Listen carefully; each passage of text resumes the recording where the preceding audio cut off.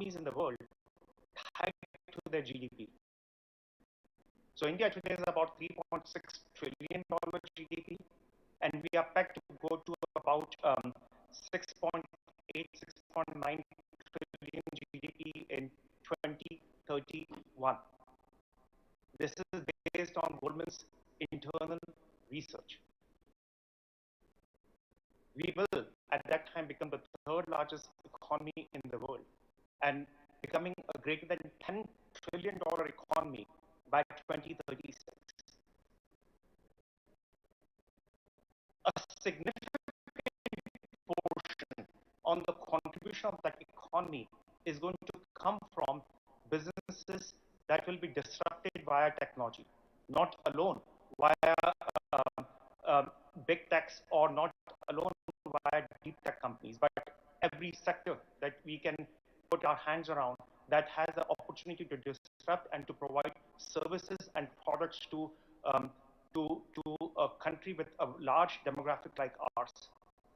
On the right-hand side is the growth of the GDP of our country, and in spite of the economic headwinds that the developed markets are going through, if you look at the line in yellow, that line in yellow is the growth of India's GDP over the course of the next few years, and we will be, and we will continue to be the fastest growing economy across not just the emerging markets, but across the world. And that yellow line is in many ways the projection of the growth of India's GDP. If you go to the next slide, this is an important one because that is in many ways the framing for all of us, which is what are some of the most important macro emerging trends that are transforming the world, in which we operate in, working for our parent organizations, working for our colleagues across the world, for our clients, but also to what Devjani mentioned, the imperatives that are so critical for our own country, for our own people, and the contributions that our work here will contribute to these macro trends, be it the adoption of blockchain and becoming about $228 billion economy by 2028, or IoT. We will have 3 times more IoT devices in the next few years versus where we are right now. The same applies to quantum computing, and the growth in quantum computing, which is projected to grow 43% on a CAGR basis, compounded annual growth rate. And while there is only a mention of NLP, but you can extrapolate it in the context of AI, ML applications in a range of different economies and a range of different sectors.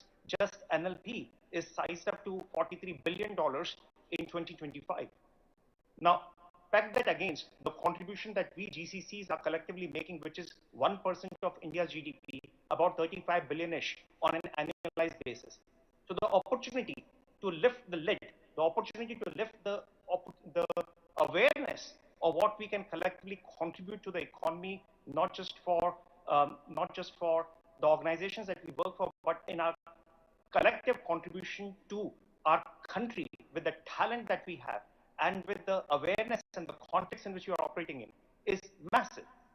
And if I may just close with one last slide, and that is, I think, a statement. If you just move to the next slide, KSV. This is in some ways our North Star. And a North Star is less to be measured in billions.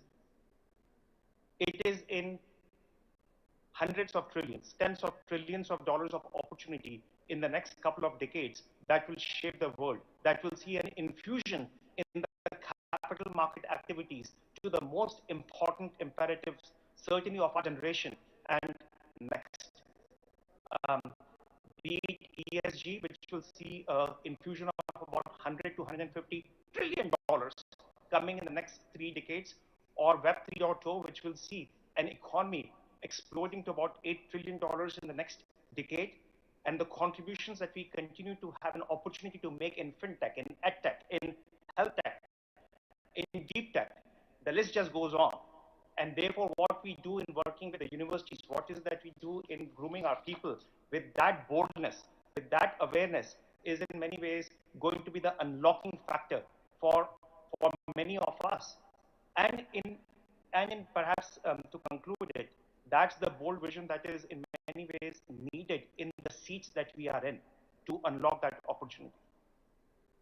I know I took a long answer to the question that you asked, Devjani, but the framing was essential to lift the lid on that thinking. Devjani,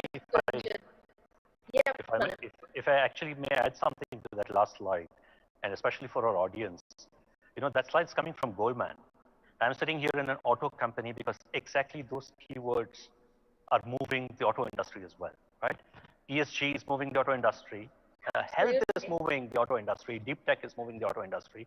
And for all you know in the audience, if you have people from any other space as well, they'll be probably toying with the same keyword. So there's actually a melting pot of technologies that India is providing, I think, which is another part of answer, if I may extend what Gunjan just mentioned. No, absolutely, and I think the lines are blurring between, the auto industry and the health industry and the entertainment industry, and very soon we have to figure out new terminologies, frankly, because I think the silos are not going to work anymore, given that we're pretty much creating solutions that provides end-to-end convenience and benefits to the user.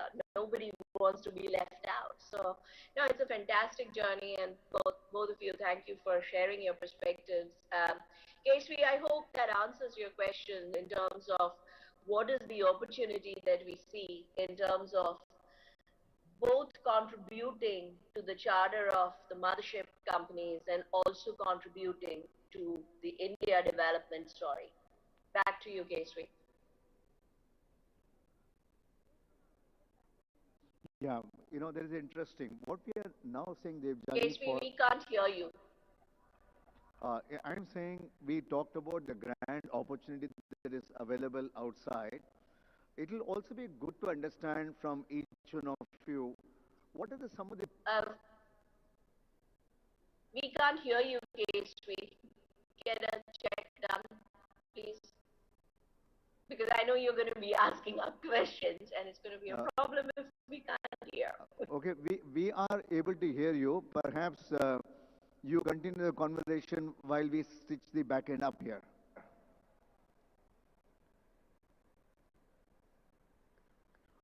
Okay. Any question audience has got earlier thing. Essentially what they're saying is there's a huge opportunity to be unearthed, whether in terms of future technology that is coming in, future opportunity in terms of ESG and other aspects that's coming in. It also requires, we need to scale, I wouldn't say scale down, let go perhaps our behavior, our attitude, our anything that's required to garner the larger opportunities available outside. That's the message we're hearing outside. Let's see if the sound system gets up to try it out. Because I know that KTR is already there, so I just want to make sure we wrap up our conversation in time. So I'll carry forward the discussion with Manu and Gunjan, and I hope you can hear us. Give me a thumbs up if you can hear us. Yeah, Devjani, are you able to hear us now?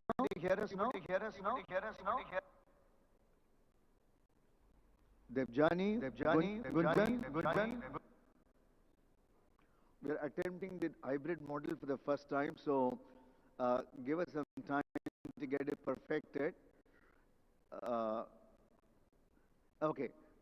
Devjani, the second question to ask is, for us to achieve that bigness of thing, what the leaders have put across, what are some of the adjustments, perhaps not incremental, exponential changes that is required in the GCCs to achieve that goal that we have had? That will be the second theme for you to explore. Yep, thanks, Keshri. And in the interest of time, I'm just going to carry the conversation forward with Gunjan and Manu so that we don't get into this technical difficulties again, and then hand it back to you for the conclusion. what is it that needs to change, I guess? Manu and Gunjan, the more I think about it, the answer is just one thing in my mind, which is the leadership mindset of this sector, honestly. While we have seen tremendous evolution in the leadership mindset, but I still don't think we project ourselves in a way that is needed. If our CEOs are saying that this is not just the future of the company, but this is where our future leaders, global leaders, are going to come from, I'm not sure that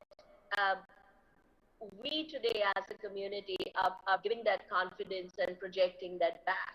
And I think that is the one thing that needs to change, but would love to hear more from you guys and what do you think? Start with you, Manu. No, can't agree more on that leadership topic. Actually, we've been referring to that quite a lot. We've been noticing, how leadership can make a difference. We call this topic as GCC narrative. I think the keyword narrative holds a lot of things. I mean, at the end, life's a story, business is story. And I think leaders have the task at GCCs to look for a North Star, kind of derive the purpose statement for their local enterprise, place that North Star firmly in the global agenda, and then simply try and follow it up, right? During the first part of my response, I said I do meet a lot of people who sadly want to leave the country, right? They've set up a GCC, it's not working. They come down to us, we have a big chat, and I literally give them, if you want to call it our magic formula, right? They come in from the same sector, sometimes from other sectors. Honestly, India has the same thing to offer to all of us. To Gunjan, to me, it's talent, it's the cost advantage, it's this young population, it's the passion, it's the deep technology, all of that. How you put together that story under your roof, for your counterpart, for your headquarters, in your work culture, that is making the difference right now to an American company, to a British company, to a German company in this case, or French story, whatever else that we want to see. And I think that is something that we want, I certainly want as part of Nasscom ER&D, our leaders to actually go back and analyze a little bit. What is their story? What's their North Star? How are they placing it firmly in headquarters? And how are they putting together the equation in India towards that purpose? I think this is going to make a huge difference. This is what we work on constantly, right? I'll keep it short. I'll hand it over to Gunjan because of time. Yeah, thanks, Manu. I think you both captured the essence of lifting the lid for the organization through the expression that the leader provides and the boldness of that vision. And Devjan, you mentioned that KTR is there. I want to give an example, highlighting one of the things that we did during the pandemic with a lot of support coming from KTR, Jayesh, and their team. We were while in lockdown in the country, we had the vision and the boldness that we are going to open up a new office in Hyderabad and expand the remit of what our collective talent can provide to the firm in a global scale, because it wasn't about what is happening in 2020 or 2021. It was much more about a generational investment that we are making in the talent of the country, and the support we got from the industry bodies, the support we got from the government, that is also very unique here, which is we have harmonic ambitions. We are bound by common purpose, and therefore the ability to create that multiplicative quotient is very high. Now, when we were establishing Hyderabad office, of course, it is an extension to the work that we have been doing in the country for the last many years. But we wanted to give it a distinct identity. And in the distinct identity, we said it will be the center of excellence for consumer banking, the biggest and the most important new business of Goldman Sachs that we are launching in the world. And because there is so much that is happening in blockchain and DeFi, the global center of excellence for blockchain and decentralized finance for Goldman Sachs is based out of Hyderabad. And that in many ways is the identity that we have wrapped around our offices there. And one can say, well, it's about the identity, but it is so much about the identity. It is what gives people an equitable environment to work in on an every single day, but also allows for recognition and for reward, where location is not a binding constraint on the aspirations of people.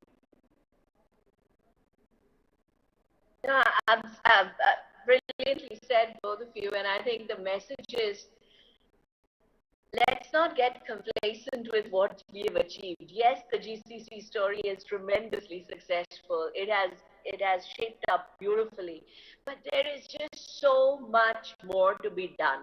I honestly believe we've touched barely the tip of the iceberg, and I guess if this conversation makes anyone in the audience a little uncomfortable in terms of thinking through what am I doing today, then I think the three of us have achieved the job, and it's 30 minutes well spent. And Gunjan, you talked about Hyderabad, and I have to say that no one demonstrates that power of thinking big ambition, big goal, and then going and making it happen, then, what the way Telangana does it. And I guess that's why it's sort of become a magnet for the industry today. And KTR Garu, all I'll say is maybe one of these days you need to take a one-on-one workshop for the industry and for the leadership team to say, this is how you project global leadership to the world. But fantastic talking to both of you. And once again, to the audience, we strongly believe that the best for the GCC community is ahead of us. It's not what we have done. It's not where we are today. What we have done and where we are today is all good, but there is just so much more to do. And status quo is not going to cut it. We have to rethink our strategies. We have to rethink the role that we play, both for the headquarters as well as for India. And we have to be very confident about the value that we are creating for both. We cannot undermine that. We cannot undersell that, because when you are creating value, you have to be